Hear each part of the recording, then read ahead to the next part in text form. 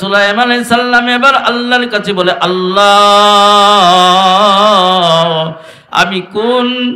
আমি কোন মাখলুকাতকে আগে খানা খাওয়াবো?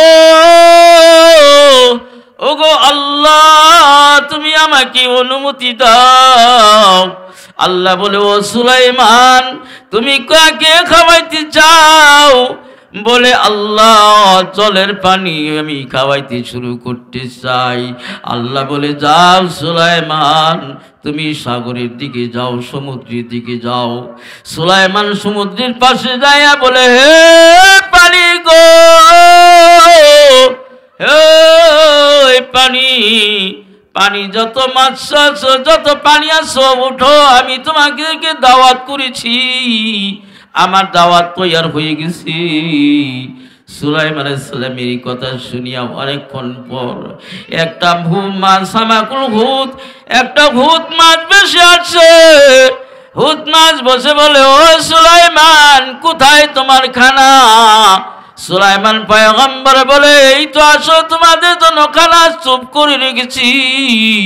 সুলাইমান আলাইহিস সালামের এই খানা খাওয়ার জন্য একটা মাছ তার খাদ্য খাওয়ার জন্য যখন স্তূপের ভিতরে গেছি, আল্লাহ এবার সুলাইমান বলে, ও মাছ, তুমি খানা শুরু করো, তোমার খানা তুমি শুরু করো। সুলাইমানের ওই স্তূপকৃত খানা একটা মাছেই, হুত মাছে এক লুকমায় সব শেষ করে দিয়েছে। এবার আশ্চর্য হয়ে গায় সুলাইমান বললেন, কিবা করে খাইলো? এবার মাছে বলছে, ও সুলাইমান, আমাকে আল্লাহ এমনি করে তিনবার খানা খাওয়া, 3 ভাত এরকম ভাবে খানা খাওয়া, তুমি তো আমার এক লুকমা দিয়েই শেষ করলা। আমি উপোস থাকবো। ও সুলাইমান, তুমি আমাকে খানা দাও। সুলাইমান বলল, আমি কোথার তনে দিব? সকল খানাই তো তুমি খাইয়া ফেলছো, আমি আর খানা দেওয়ার পাবো না। সুলাইমান সিজদায় উপনীত হয়ে আল্লাহর কাছে পড়ে, আল্লাহ, তুমি কেমন পানি রাখছো, একটা পানি সব মাছগুলা খাইয়া ফেললো। আল্লাহ তাআলা বলে, ও সুলাইমান, তুমি আমার রহমত চাও নাই, তুমি তো আমার আশা করো নাই। আমি যদি খাওয়াবার ইচ্ছা করি, তবেই না তোমার মাখলুকাতকে তুমি খাওয়াইতে পারতা। যেহেতু তুমি আমার কোনো ইচ্ছা নিছ না, তুমি নিজেই খাওয়াবা, অথচ আমি তোমার রহমত ওটাই নিয়েছিলাম, যার জন্য একটা মাছেরই খাদ্য তোমার দ্বারা সম্ভব হলো না। সুবহানাল্লাহ বলেন না? সুবহানাল্লাহ বলেন তো নাকি? তো আলহামদুলিল্লাহ, ইব্রাহিম আলাইহিস সালাম এবার নমরুদের সাথে যুদ্ধ করে নমরুদকে আগে ওয়াজ করিয়া শোনায়, ও নমরুদ, আমি তোমার সঙ্গে ওয়াজ করতে চাই। এবার নমরুদের সঙ্গে ওয়াজ করেছে, তার আগে এবার তার বাবার সঙ্গে আগে দিনের দাওয়াত পৌঁছাইছি। নিজের নিজের বাপকে আগে জাহান্নাম থেকে বাঁচাইবার জন্য ইব্রাহিম আলাইহিস সালাম ডাক দিয়ে বলে, আল্লাহর স্মরণ করে দেয়, ও আল্লাহর বান্দা মুসলমান, আল্লাহর গোলাম। এবার আল্লাহ তাআলা স্মরণ করে দেয়, যে ক্বালা লিআবিহি ইয়া আবাতি। ইব্রাহিম আলাইহিস সালাম তার বাপের সঙ্গে কথা কয়, বাবা গো, ও বাবা, লিমা তা'বুদু, তোমরা কেন এই মূর্তির পূজা করো? কি কোন মূর্তি কোনো কথা বলতে পারে? হ্যাঁ, কোনো নড়াচড়া করতে পারে? বাঙ্গি হারালে কিছু রাও করে? কিছুই রাও করে না। একদিন ইব্রাহিম আলাইহিস সালামকে, সময় তো নাই, একদিন ইব্রাহিম আলাইহিস সালামকে পাঠাই দিয়েছে কিছু মূর্তি দিয়া, যে বাবা তুমি আমার মূর্তিগুলো বিক্রি করে আনো। বাপের কথা মানছে, মাইনা বাজারে নিয়ে যেয়া এবার বাজারের মূর্তি দিকে, ভালো মূর্তি দিকে, অন্যান্য ধর্মীয় এরা হিন্দু হিন্দুরা আইসে তার মূর্তি কেনার জন্য, কিন্তু কাছে যখন আসে তখনই বলে, হে আল্লাহর বান্দারা, আমার এই মূর্তি যদি কিনো লাইয়ান ফাহু আলাই দুরু, এরা কোনো উপকারে করবে না, কোনো ক্ষতিও করবে না। তাই কেউ সকলেই জায়গা চলেছিল আর মূর্তি কিনল না কেউ। সন্ধ্যাবেলায় এবার এই মূর্তিগুলো রাস্তা দিয়ে আসার পথে কই সারাদিন রোদ্রের মধ্যে থাকলো, এগুলো একটু পানি খাওয়াই লই যাই। সেবার সামনে একটা নদী পাইছে, ওর মধ্যে একটা করে উক্তা করে ধরে আর পয়সা পয়সা জায়গা। এবার নোংরা সুংরা হইয়া যখন এবার তার বাপের কাছে গেছি, বলে বাবা তুমি বেচতে ভালো নাই, বলে বাবা কি করে বেচমো, এলো কেউ কিনে নাই। বলে পরে এরকম কেন, বলে এগুলার আমি সারাদিন দেখলাম যে এইটা রোদ্রের মধ্যে থাকলো, একটু পানি খাওয়াবার লইছি, এরা একটাও পানি খাইলো না, তো নাই একটা আরেকটার সঙ্গে মারামারি সব শেষ, চুরমার হয়ে গেছে। ইব্রাহিম আলাইহিস সালামের প্রতি তার বাবা অত্যন্ত রাগান্বিত হয়ে গেল। রাগান্বিত হলে কি শুরুতেই ইব্রাহিম আলাইহিস সালাম আল্লাহকে চিনার জন্য সেই সূর্যের দিকে তাকাইছিলেন, সেই চন্দ্রের দিকে তাকাইছিলেন, সেই আবার নক্ষত্রের দিকে তাকাইছিলেন, এটাই বোধহয় আল্লাহ হতে পারে। এবার ইব্রাহিম আলাইহিস সালাম নিজেই আল্লাহকে চিনতে পারলেন।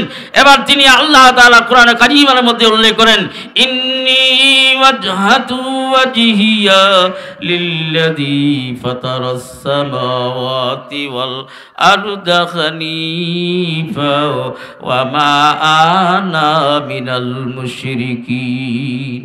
হে আল্লাহর বান্দা, ও দুনিয়ার মানুষ, তোমরা জেনে রাখো আমি কোনো সূর্যের পূজা করি নাই, চন্দ্রের পূজা করি নাই, আমি কোনো নক্ষত্রের পূজা করি নাই। আমি আমার ওই আল্লাহর দিকে আমি মতওয়াজ্জা করলাম। আমার চেহারা, আমার মুখমণ্ডল, আমার অঙ্গ প্রত্যঙ্গ ওই আল্লাহর দিকে মতওয়াজ্জা করলাম। যে আল্লাহ আসমান বানাইছে, জমিন বানাইছে, লৌহ কলম বানাইছে, চন্দ্র বানাইছে, সূর্য বানাইছি, পাহাড় পর্বত যে আল্লাহ বানাইছি, ওই আল্লাহর দিকে আমার মতওয়াজ্জা করলাম। ছোট্ট ইব্রাহিম আলাইহিস সালাম আল্লাহকে চিনল।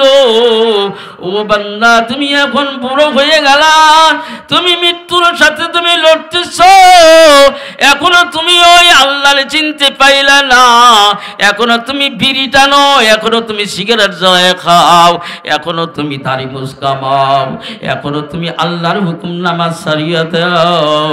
তোমার কি ভয় হয় না কবরে কি হালাত হতে পারে?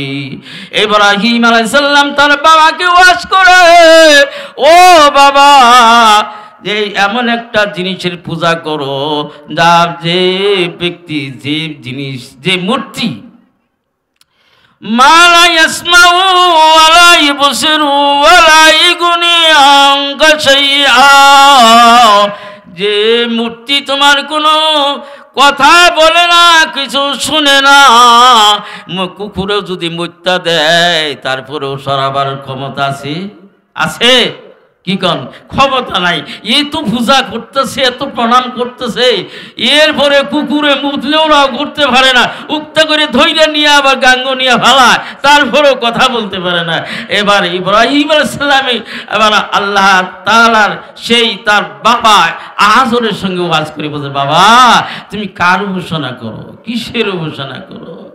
মালা তাবুদু মালা ইয়াসমাউ ওয়ালা ইবসিরু ওয়ালা ইগুনি আনকা শাইআ, এর কোনো উপকারই করে না, ক্ষতিও করতে পারে না, এর উপাসনা কেন বাবা করো?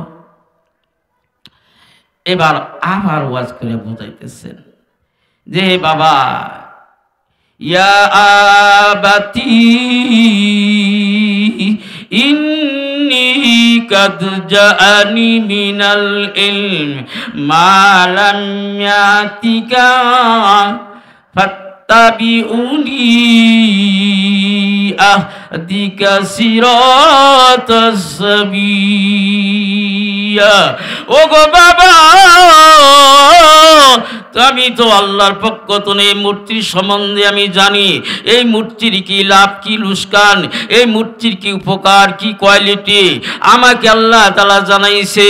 ও আমার বাবা, তুমি এই মূর্তির পূজা করিও না, এই মূর্তির পূজা করলে তোমার অনন্তকালে জাহান্নামের মধ্যে পড়বা। ও বাবা, তুমি আমার ফাত্তাবিউনি, আমার অনুসরণ করো, আমি কিভাবে চলতে বলি, আমি কিভাবে আমি চলি। তো বাবা তুমি আমার অনুসরণ যদি করতে পারো তবেই তুমি আল্লাহর নিয়ামতের জান্নাত তুমি পাবা। এই কথা শোনার পরও তার পিতা আজ এখনো ইসলাম গ্রহণ করে না। তো হযরত ইব্রাহিম আলাইহিস সালাম ডাক দিয়া কয়, ইয়া আবাতি লিমা তা'বুদিশ শাইতান ইন্নাশ শাইতানা কানা লিরহমানি আসিয়া। ওগো বাবা